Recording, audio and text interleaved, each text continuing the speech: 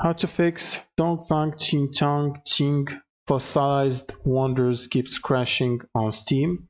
So first you want to go to your Steam client, and then you want to go to your library and right click on the game on your library, and then you want to click on the general tab, and under launch options you want to type -dx11 like this, and then you want to switch to installed files tab, click on verify the integrity of game files, and then wait for this process to finish.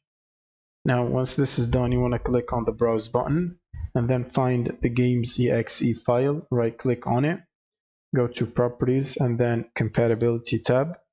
Then you want to click on disable full screen optimizations and run this program as admin. Then you can click on OK and close this. Now you will need to open up your GPU application where you can get updates. So for NVIDIA, it's NVIDIA app. Then you want to go to the drivers section and make sure to check and download and install the latest GeForce Game Ready driver. Now once you do that, you will most likely need to restart your computer.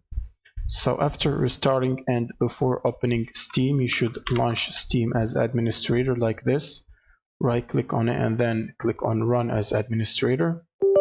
And after that, simply just launch the game and start playing, and that should solve the issue. Thank you guys for watching and subscribe.